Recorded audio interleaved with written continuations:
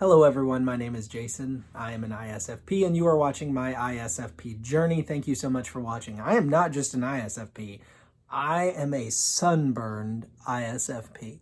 I spent this morning helping my mom move some boards on her deck, move some fencing on her deck, and I think I got too much sun. Anyway, thank you so much for watching. I do appreciate you being here. So, in this video, I want to talk about INFJs.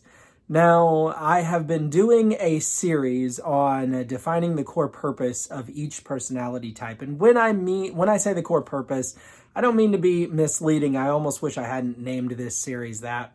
The idea is to get behind the mind of, the motivation of, get at the heart of each personality type. These are not meant to be deep dives into each personality type, but rather, in case you haven't watched any of the other videos in this series, to understand certain aspects of each personality type and see whether or not those aspects can fit together to give us a better whole picture of that type. So let me give you the background a little bit to what I'm doing in this series, okay? As I've studied personality type, I've come across different theories that will attempt to lump certain personality types together based on common aspects amongst them.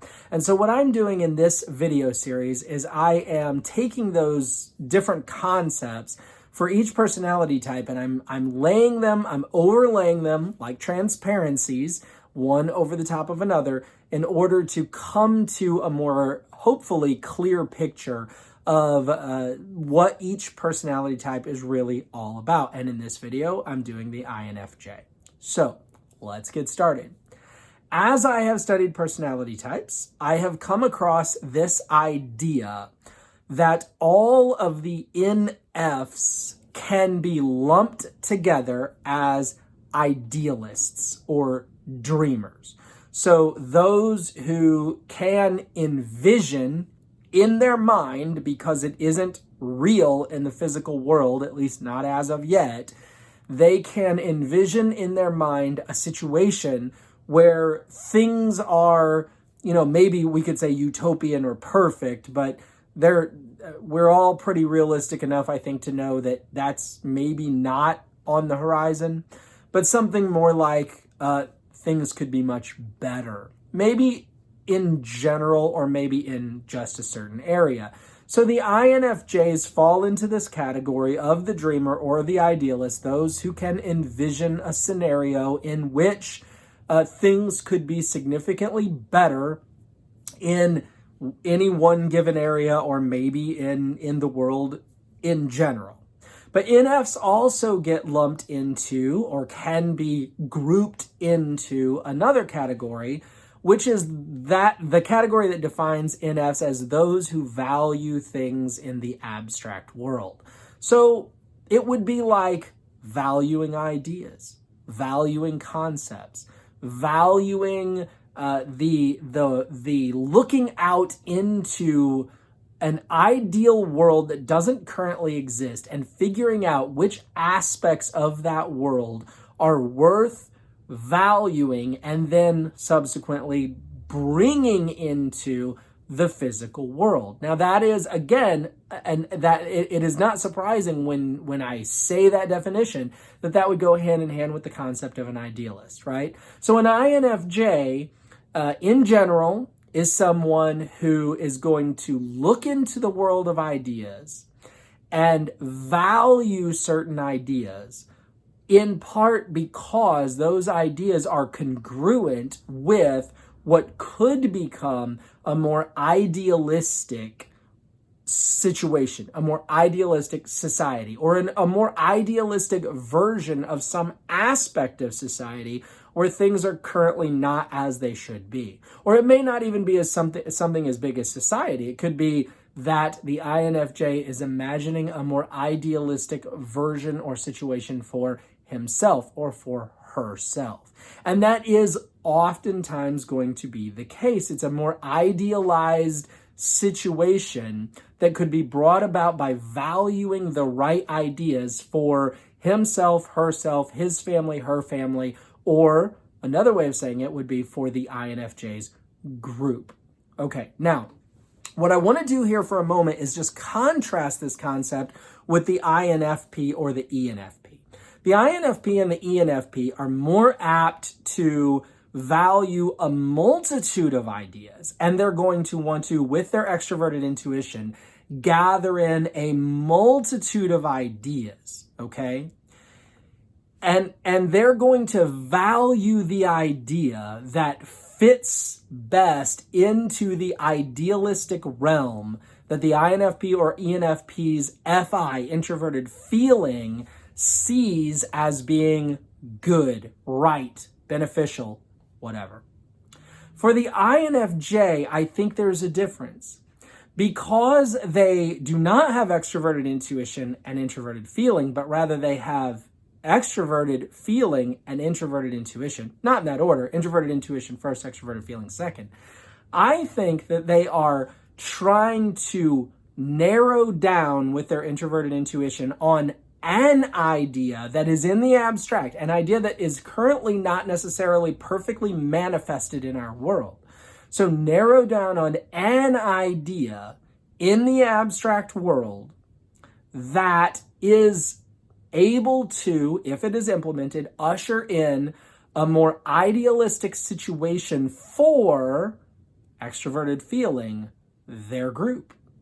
So it's a valuing of an idea that is able to be valued by the group, and then, if implemented, is to the benefit of both the INFJ who's valuing it and the group that the INFJ affiliates him or herself with. Again, that group could be family. That group could be their church or their religious organization. That group could be whatever, right?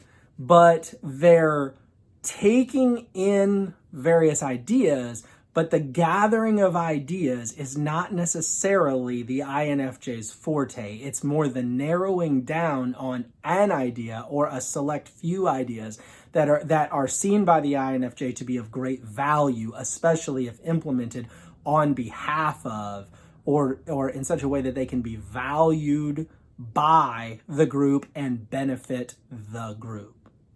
But to what end is all of this applied? Well, the INFJ does not just fit into the category of the NF idealist and the NF, those who value things in the abstract world. The INFJ also fits into the IJ category. And what are IJs driven by? What are IJs all about? Or another way of saying it is, what is the basic human need of all IJs? The basic human need of all IJs is security, is comfort. Not comfort like, oh, I get to sit on my couch and, sip sweet tea while I watch my favorite TV show. I mean, that can be part of comfort. But the comfort that comes from the known, the comfort that comes from that which is understood, the comfort that comes from security. And so if an idea or a select few great ideas can be valued and implemented in such a way that they benefit the IJ who's valuing them and the group that the IJ is a part of, and everyone in that group can value that idea, then that idea can be made normal. It can be made a part of things. It can be made the structure, if you will. That idea can become the boundaries of a secure and safe place or society or situation or whatever. And when something is implemented in that way, and you establish, or the group establishes this realm in which everyone understands the idea, believes in the idea, implements the idea, and backs what that idea leads to, then that realm becomes known, it becomes comfortable, and it becomes secure. And the IJs want security. The IJs want to be free from chaos. So if you can imagine the idea, the abstract idea that is valued and then implemented and then adopted by the group and valued by the group and turned into the border, if you will, it's turned into the castle walls. The idea becomes the castle walls. And everyone within the walls of that castle is protected by the idea, by the idealistic situation that has been implemented in some way. And what are they being protected from? They're being protected from the outside chaos that is constantly raining its fire down upon people who go through this world. Right? We live in a world of chaos, and to a large degree, IJs are fearful of that chaos. They are looking for ways to establish a protection, a wall, a border, a castle to protect them against that chaos. And everything within those walls, everything within that castle is known. It is secure. It is safe. It is comfortable. It is not chaotic. There are no surprises within it. Nothing is going to jump out and surprise in a negative way those who live within the safety of this, in the INFJ's case, border of idealism, border of safe ideas. Not safe, I mean, the ideas, if implemented into the world, may not, in some sense, be safe ideas. But once they are implemented and they form the structure of a society or of a group, then being within that group of people who have adopted that idea is a safe and secure place for them to be. And that's what IJs need and crave. They crave the known, the secure, the safe. And they see, the INFJ can see the safety, the potential for that sort of security is able to come into existence through the implementation of properly valued ideas. Again, where the INFP and the ENFP differ is they just want to take in tons of ideas. Give me ideas all day long. They're just eating up ideas like Cookie Monster eats cookies, right?